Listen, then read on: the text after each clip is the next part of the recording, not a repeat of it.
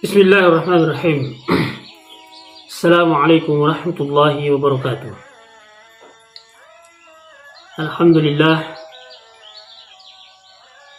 Alhamdulillahi rabbil alamin. Wa bihi nasta'inu ala umuri dunya waddin. Wassalatu wassalamu ala asrafil anbiya'i wal mursalin. Sayyidina wa habibina wa syafi'ina wa qudwatina Maulana Muhammadin sallallahu alaihi wasallam wa ala alihi wa man tabi'ahum bi ihsanin ila yaumiddin, amma ba'd.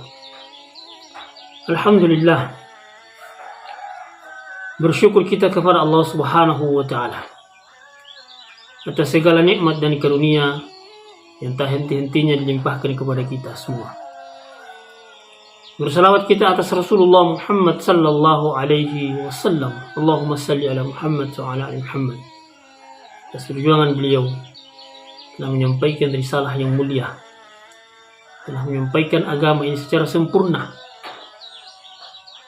sehingga kita bisa menjadi orang-orang yang berakal, orang-orang yang berfikir, yang dilandasi dengan nilai-nilai kebaikan dari yang maha pemilik kebaikan itu. Saudara sekalian yang berbahagia, di antara keajaiban jiwa adalah terdiri dari kombinasi kemuliaan dan kehinaan, sifat wara, hati-hati dalam hidup, dan watak permisif, keteguhan dan juga kedunguan. Kemudian ada yang disebut dengan kecerdasan dan kebodohan. Ada juga keberanian dan ketakutan, kesadaran dan penyimpangan, kesalahan dan kebenaran, kesombongan dan rendah hati. Setiap jiwa yang percaya dengan struktur manusia ini sejak awal, maka akan percaya bahwa di sana akan terjadi benturan antara kedua itu. Ada yang menyangkal setengahnya yang buruk dari tindakan dirinya. Alasannya karena jiwa menolak dengan angkuh untuk menjelaskan kekurangannya kepada dirinya sendiri. Adapun penjelasan tentang asal usul penciptaan manusia dengan kekurangan tersebut tidak hanya untuk dirinya tetapi untuk semua orang, dan dia juga merupakan bagian dari mereka. Maka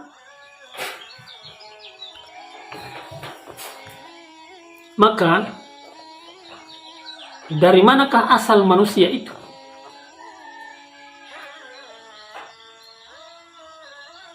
Apakah dari tindakan individu itu sendiri? Dan mengapa mereka saling menyalahkan, melempar kesalahan antara satu dengan yang lainnya? Karena itu siapapun yang menemukan penyakit yang menyesatkan, yang bersarang di dalam hati, maka sungguh dia akan mendapati dirinya dalam keadaan gelisah dan tidak mengenyang nilai-nilai kebenaran, tidak akan mendapatkan nilai-nilai kebenaran itu sendiri. Kalau kita melihat seseorang menentang kebenaran itu karena adalah kesombongannya, menolak kebenaran, dan penentangan terhadap dirinya sendiri tanpa ia sadari. Kita melihat misalnya kebenaran terungkap kepada kaum Nabi Ibrahim alaihissalam sesaat setelah dia menghancurkan berhala mereka. Dan mereka menanyakan, siapa pelakunya? Maka Allah menceritakan di dalam Al-Quran, Qal bal fa'alahu kabiruhum hadha fas'aluhum in kanu yantiqun. Dia berkata, sebenarnya patung besar itu yang melakukannya, maka tanyakanlah kepada mereka yang mereka dapat berbicara.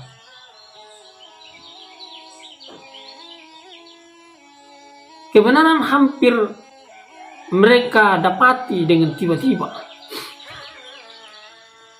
Begitu dalam ayat yang selanjutnya, faraja'u ila anfusihim faqalu innakum antumul zalimun. Mereka kembali kepada kesadaran mereka dan bertakwa dan berkata, innakum antum al-zalimun. Sesungguhnya kamulah yang menzalimi diri sendiri. Ketika melihat bahwa konsekuensi kebenaran ini begitu banyak dan begitu besar ketika kita menerimanya, yakni berbuat atau tidak berbuat, maka meninggalkan kebenaran yang telah mereka akui sesaat yang lalu itu bahkan mengubahnya menjadi argumen palsu terhadap Ibrahim. Laqad alimta ma haula'i yantiqun. Engkau, wahai Ibrahim, pasti tahu bahwa berhala-berhala itu tidak dapat berbicara. Maksudnya kamu tahu bahwa berhala yang ada ini tidak memahami percakapan dan juga tidak bisa menjawab. Maka yang kamu maksud dengan ucapanmu itu, maka tanyakanlah kepada mereka jika mereka dapat berbicara. Fas'aluhum in kanu yantiqun itu. Kata mereka itu hanyalah penyangkalan terhadap tindakan kriminal. Kasus ini adalah kasus penghancuran berhala-berhala yang dilakukan oleh Nabi Ibrahim alaihissalam terhadap berhala yang dibuat oleh kaumnya, bahkan berhala yang dibuat oleh bapaknya, karena mereka menyembahnya lalu menyisakan patung yang besar, berhala yang paling besar, kemudian digantungkan kalung, digantungkan kapak di lehernya. Ketika mereka datang menanyakan kepada Ibrahim siapa yang menghancurkannya, maka Ibrahim mengatakan bahwa fas'aluhum innakum kanu yantiqun. Tanyakan kepada mereka jika mereka dapat berbicara. Saudara sekalian, inilah alasan kebijakan Allah, kebijakan ilahi dalam mengerahkan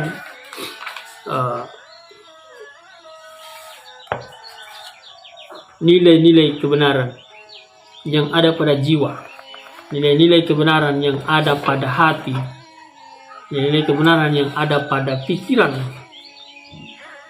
sebelum kita terpengaruh dengan pola berpikir dan cara berpikir yang menyesatkan jiwa, yang merusak hati dan mengganggu pemikiran atau bahkan menyimpangkan cara berpikir yang benar.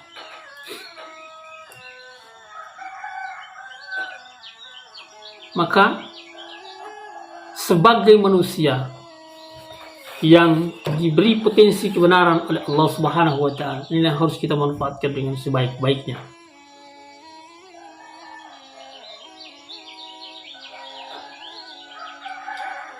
Untuk selanjutnya kemudian, jika jiwa telah terpatri dalam kesalahan untuk waktu yang lama, maka niscaya ia akan mengeras hingga lebih keras daripada batu ketika menghadapi perubahan. Maka mari kita sadari bahwa kehidupan dunia ini, sebagian orang menyebutkan hanya akan tegak dengan materi, tidak akan tegak dengan nilai-nilai kejiwaan, nilai-nilai non materi atau yang substansi di dalam jiwa. Dan pun akhirat hanya akan tegak dengan keyakinan, dengan ibadah, dengan ketakwaan kepada Allah Subhanahu wa taala. Sama seperti materi, emas, perak, uang yang dianggap oleh sebagian orang bahwa itulah yang menegakkan kehidupan ini.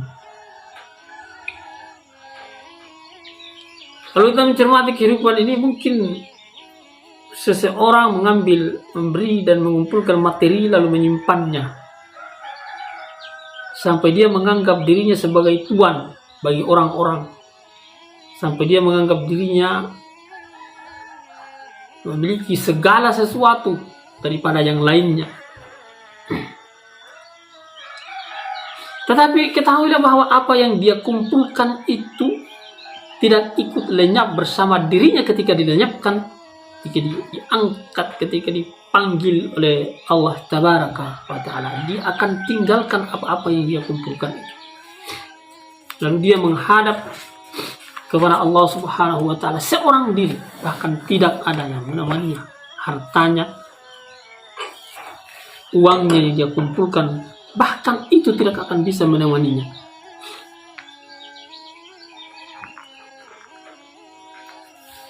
Maka ketahuilah bahwa mengubah cara berpikir, memperbaiki cara pandang dan cara berpikir kepada cara berpikir yang dilandasi dengan nilai-nilai kebenaran kepada Allah Subhanahu wa Ta'ala, itu adalah sebuah keniscayaan yang harus kita lakukan. Sebuah keniscayaan. Terus sekalian, ada sebagian orang yang mempercayai kebenaran secara lahiriah, karena itu adalah hal pertama yang diketahui dan datang kepadanya, atau kebenaran itu lebih jelas dan lebih kuat dari kebatilan secara materi. Lalu jika kebatilan menjadi lebih kuat dan lebih jelas, maka orang tersebut akan beralih kepada kebatilan itu. Ia berpikir bahwa dirinya berpindah dari kebatilan tersembunyi kepada kebatilan yang tersembunyi pula. Padahal sebenarnya ia tertipu oleh citra baik dan citra buruk. Dia pindah dari tampilan luar yang lemah kepada tampilan luar yang lebih kuat dan mungkin saja lebih menyesatkan dirinya. Dan yang sangat berbahaya adalah jika ide-ide yang menyimpang, pemahaman yang keliru, kepercayaan yang rusak diadopsi dan diserukan oleh kebijakan yang bersifat universal, yang bersifat umum, yang mungkin diterima oleh khalayak banyak. Di mana diantaranya misalnya adalah para pembawa gagasan kesesatan itu memiliki kedudukan sosial yang dianggap baik, dianggap terpandang di tengah-tengah masyarakat, padahal itu adalah fata morgana belaka. Maka orang akan berbondong-bondong untuk mengikutinya dan akan menjadi pengikutnya.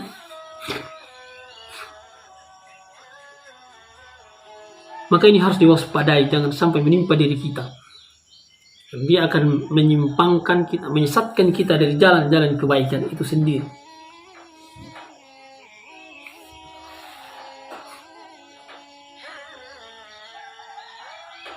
Mereka mungkin memiliki prestise sendiri dalam pandangan publik, memiliki kehebatan dalam tanda kutip dalam sorotan publik, tetapi di hadapan Allah Subhanahu wa Ta'ala mereka bukanlah apa-apa. Mungkin perkataan dan pemikiran mereka memiliki prestise yang mampu merusak dan menembus benteng akal dan jiwa yang kokoh.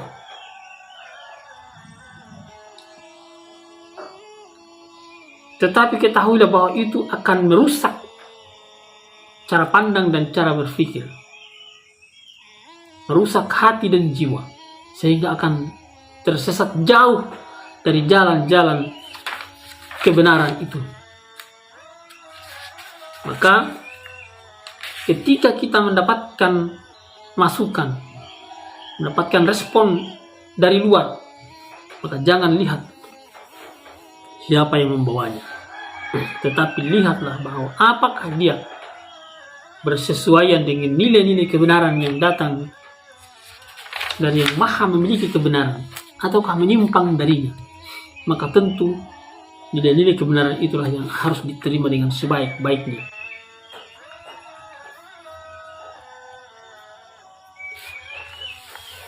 Maka kita melihat di kalangan masyarakat ini, kita mendapati ada banyak orang yang mengalami kebingungan-kebingungan, mengalami kegundahan-kegundahan, kegelisahan-kegelisahan.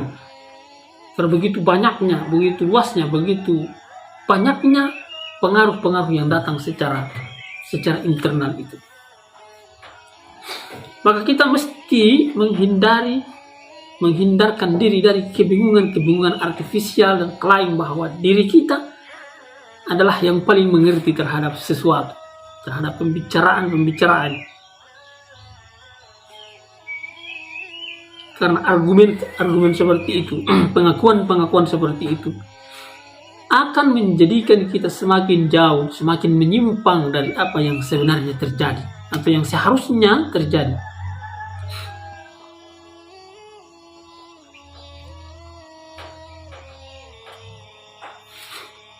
Salah satu kegagalan dalam berpikir adalah mengabaikan fakta-fakta yang mencari bukti, yang membangkitkan dan mengembangkan keyakinan yang kokoh terhadap nilai-nilai kebenaran itu. Kita tidak punya semangat, tidak punya alasan yang kuat untuk mengejar dan mencari sumber kebenaran yang sesungguhnya, sumber kebenaran yang real, yang sebenar-benarnya adalah sumber kebenaran. Tapi kita berlemah-lemah diri, kita memudah-mudahkan diri untuk tidak mendapatkannya, untuk tidak mencari nilai-nilai sumber-sumber kebenaran itu.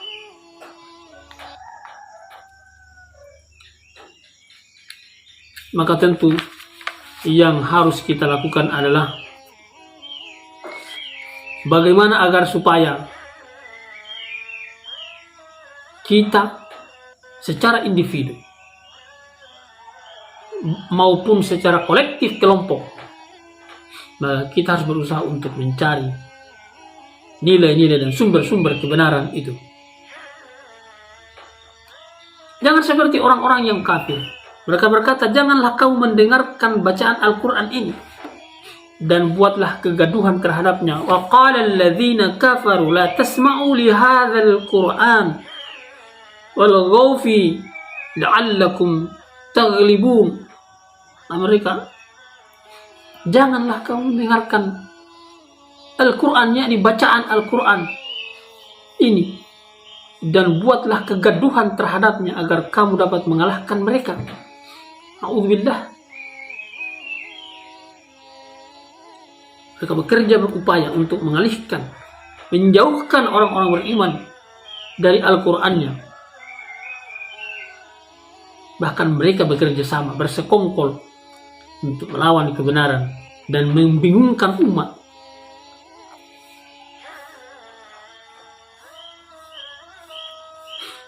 Karena itu, sebagai orang yang telah bersyahadat kepada Allah Subhanahu wa Ta'ala, sebagai orang yang mengaku dan mengklaim diri beriman kepada Allah Subhanahu wa Ta'ala, maka mari kita kembali ar-ruju' ilal haqq, kembali kepada kebenaran Allah Subhanahu. Ar-ruju' ila taqwa, ar-ruju' ila iman. Back to taqwa, back to iman, kembali kepada Allah Subhanahu wa Ta'ala dan Rasulnya Sallallahu Alaihi Wasallam. Jangan kita mengikuti hawa nafsu, jangan kita pasrahkan diri kita kepada penyimpangan itu. Fala takilni ila nafsi tarfatan ain. Kita bermohon kepada Allah Subhanahu wa Ta'ala agar supaya kita tidak dipasrahkan kepada nafsu, meskipun hanya sekejap saja. Apalagi nafsu berpikir kepada hal-hal yang menyimpang dari agama Allah Subhanahu wa Ta'ala. Jangan kita menjadi orang-orang yang memiliki hati tetapi tidak digunakan untuk memahami ayat-ayat Allah.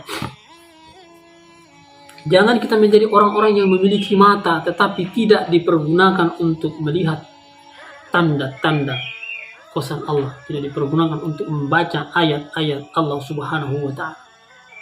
Jangan kita menjadi orang yang memiliki telinga tetapi tidak mendengarkan ayat-ayat Allah Subhanahu wa Ta'ala. Lahum qulubun la yafqahuna biha wa lahum a'yunun la yubsiruna biha walahum adhanun la yasma'una biha ulaika kal an'am bal hum adall ulaika humul ghafilun. Karena orang-orang yang tidak menggunakan hatinya untuk memahami ayat-ayat Allah, orang-orang yang tidak menggunakan matanya untuk membaca ayat-ayat Allah, orang-orang yang tidak menggunakan telinganya untuk mendengarkan ayat-ayat Allah Subhanahu wa taala. Kata Allah Subhanahu wa taala di dalam Al-Qur'an surah Al-A'raf tadi, ulaika kal an'am, mereka seperti kal an'am.